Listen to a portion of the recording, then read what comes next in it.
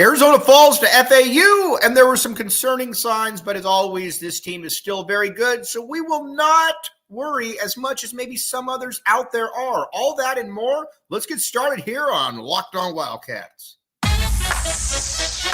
You are Locked On Wildcats, your daily podcast on the Arizona Wildcats, part of the Locked On Podcast Network, your team every day.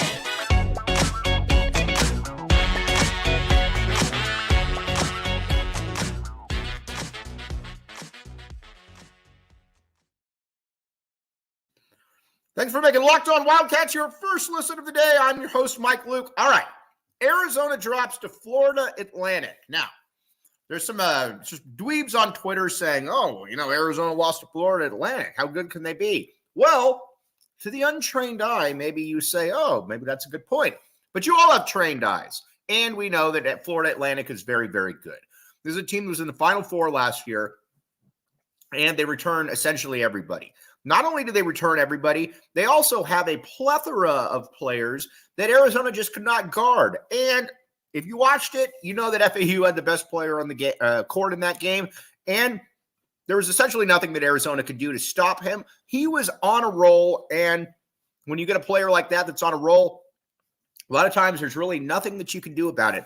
It harkened me back to my 6th and 7th grade Gridley basketball days. If you ever wonder how I played, you would have thought I was on FAU. Actually, I'm kidding. But with Arizona, there's a lot to like about this squad, but there are some concerning signs as well. First, Kylan Boswell. Listen, Kylan Boswell is very, very good. He is liking all of my tweets as a way, I think, of mocking me. I already have enough mockery and derision coming my way, Kylan. We don't need more. But here's all I'm saying. Kylan Boswell is a very good player, and I talked about this on another platform. If a player really stinks and they can't get any better, guess what? I am not going to get there and criticize the player. They're trying their hardest. They're maxed out. They're doing what they can. Give you an example. And who knows? Maybe Philly B becomes Philly Bird at some point.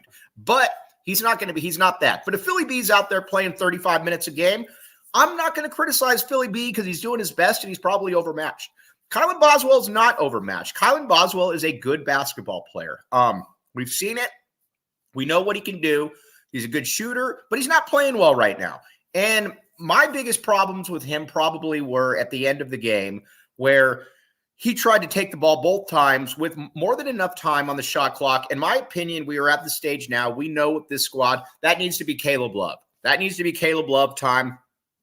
Good or bad, in a close game, Arizona's going to sink or swim with Caleb Love, and I am more than okay with that. As a matter of fact, I love that idea. But Caleb Love's got to be the one with the basketball, and I'll live or die with it. And we've seen it in big games where he's been that dude. Against Duke, made all of his free throws, and honestly, and we talked about it, Cameron Indoor Stadium, he would have made 40 free throws in a row to ice that game. He's ready for the moment. Michigan State, much the same way, where he got the steal, he got the big free throw. He did miss a free throw, though, and I will continue to hold that against him. And then FAU, was there any doubt in overtime when he was stepping to the free throw line that he was going to make both those? No, there was no doubt. Nobody had any doubt about it because he is very, very good. And again, that's not a diss towards Kylan Boswell. But I do believe that ball needs to be in Caleb Love's hands. And please don't tell me, well, Mike, it was in his hands in the end of double overtime. That's a bad take because he got the ball with essentially 4 seconds left out at 35 feet. That to me doesn't really count. In my opinion, Caleb Love's got to be moving to the basket there or have the ball passed into him so he can create with 6-7 seconds left. That's what I needed to see out of Caleb Love. And again, not the end of the world. FAU is obviously a very good team. But we also, with Caleb Love, you pick up one end of the stick, you pick up the other, my friends. And that is the deal with Caleb Love. He does some maddening things that he will continue to do throughout his entire existence as a basketball player. The missed dunk where he was trying to be LeBron James, come on, dude, just lay that one up. We need those 2 points. Come on. And he's going to have some bad shooting games. I get it. He's not He's not Khalid Reeves. He's not that type of a player. He's very, very good. But again, there's still a reason that he's in college at this point. Either way, I still like what Caleb Love brings to the table. I like way more than what he doesn't bring to the table. And again, at the end of games, I need Caleb Love with the basketball in his hands. Couple things. Keshad Jonson. Keshad, and we've said it from day one, I think Keshad Jonson is and Caleb Love are the two best players on this team. Keshad didn't play great. Keshad in games against an FAU, he's got to be one of the best players out on the court. And again, I'm going to give him a pass because he's been very good for Arizona. He's bringing in a toughness that Arizona has not had in recent years. But again, when you're a fifth-year player like that, when you were in the national title game last year, I need a little bit more out of you. Again, going to be okay. One-time situation, but he's got to be better, especially in big games like this. Now, then you look at the rest of the starting lineup. Pelle Larsson. Pelle was good. Listen, I have a love-hate relationship with Pelle, but obviously Pelle is very good. I just don't like Pelle dribbling the ball, but Pelle can finish around the hoop. Pelle can play good defense, and Pelle is tough. Thought Pelle was more than okay in this game. Oumar Ballo, leader of men, Oumar Ballo. An interesting situation with him because you look at his stat line, and he had 582 rebounds in this game. But it's wild, though, because you watch him, and you're kind of like, he leaves a lot out on the court, but a lot out on the court, it feels. But there's not really anything that I think you can do about that because he is limited to a certain degree. He can't really jump. And if there's going to be somebody that's contesting his shot around the basket, he's probably going to struggle with that endeavor. That's just kind of the way that Oumar Ballo's game is. But again, like Oumar Ballo, I think he's getting beat up a little bit too unnecessarily. And I got to give Oumar Ballo a lot of credit on this front. Oumar Ballo made his free throws. FAU thought they were going to be smart and heady and said, we will follow Oumar Ballo, leader of men, and he will miss his free throws. Oumar Ballo said, you are wrong. You will foul me, and I will make the free throws. Guess what happened? They fouled him. He made the free throws. Oumar Ballo with the middle finger in the as he walks by the FAU bench. He didn't actually do that, but he should have. Now, Oumar Ballo, though, again, if he makes his free throws, then that can make up for a multitude of sins, but I still have flashbacks back to Michigan State. But why cry over spilt milk when you already know that Oumar Ballo said, I will make these free throws? Now, there are some interesting things. We need to talk about the bench next because a big trump card for this Arizona team is going to be theoretically it's bench play because the bench is you got good players on the bench. And when it started out this season, I think we thought that this was going to be a very solid eight squad or 18 player rotation. It's kind of dwindled a little bit, and I think that's something that we all need to keep an eye on right now. And so we're going to talk about all of that and more on the other side.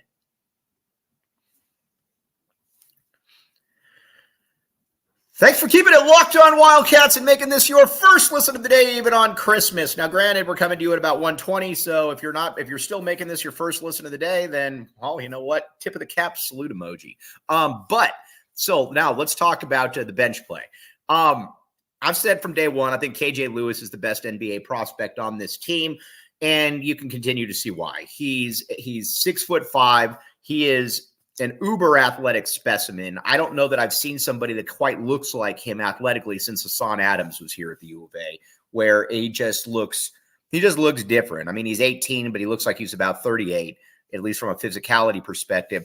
Super well put together and has the ability to be able to get his hands on balls everywhere. Wow, that sounds terrible. But he has his ability to be able to get to find loose, whatever. You know what I'm saying, like deflections, all of that. He's very good at that, and he's able to finish around the hoop.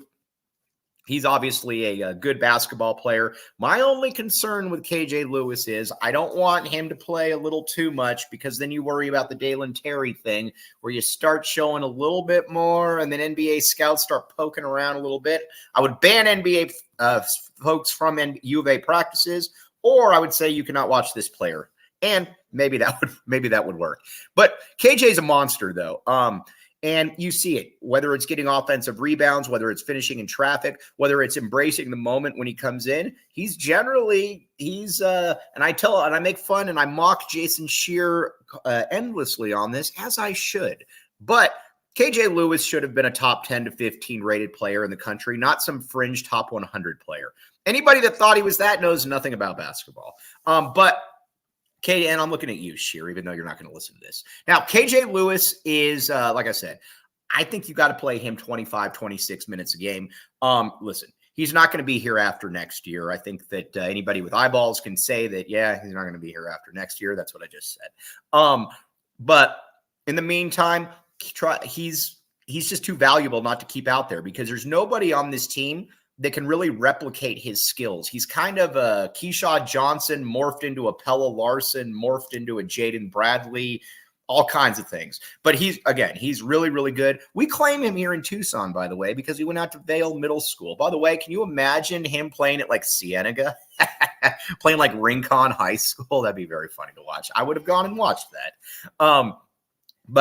And then his cohort in crime, Jaden Bradley. A lot of people were down on Jaden Bradley to start the season. I was a little bit too. Jaden Bradley is a monster, though. He comes in defensively and he changes the game immediately. And not only does he change the game immediately, he gets he can pick up players defensively, full court, half court, 3/4 court. And he's a good finisher. A lot of people say, well, he can't score or this or that. I say poppycock. I say that's wrong. And how many times have you watched him and he finishes at 8 to 10 points? This feels very much like, and again, neither one of these players are on this level, but Kylan Boswell, everybody has always talked about how he just wants to get to the NBA. He wants to declare. And, it's not really a secret that he wants to leave after this season. I'm not really breaking any news. Everybody knows this. Again, and these players are not the same. So I'm not saying that, but the situation's a little bit similar in that it's kind of like when Jason Terry was behind Mike Bibby.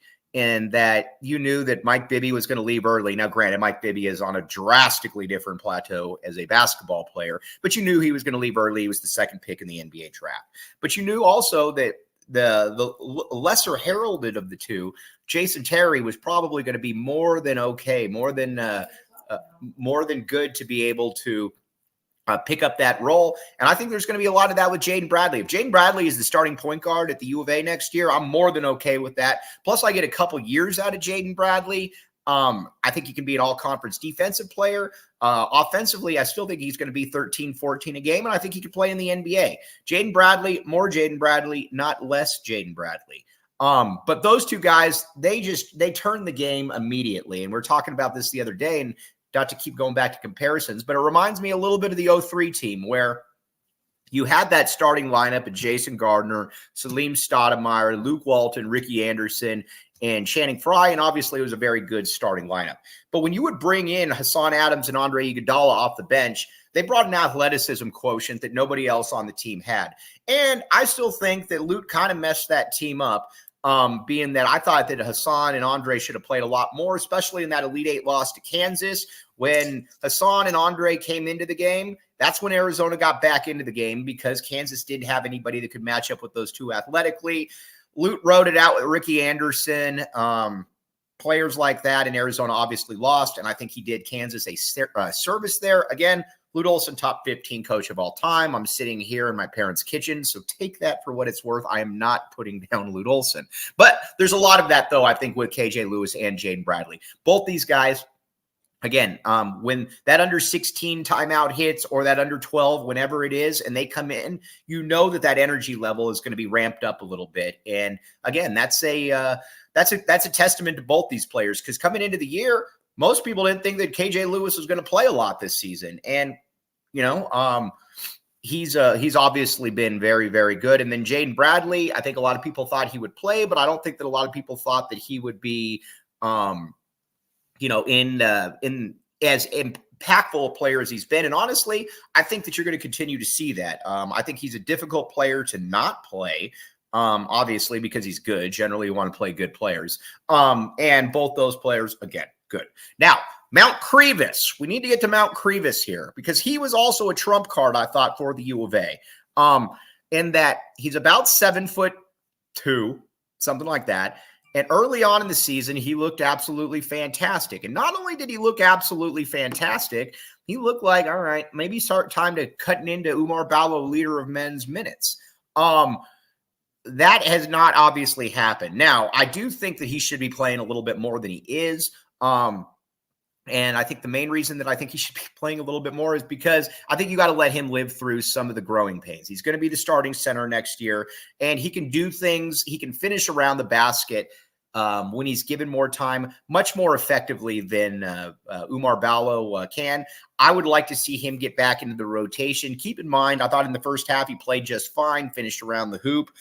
Tommy obviously thought that the game was a little bit too fast for him. I get it.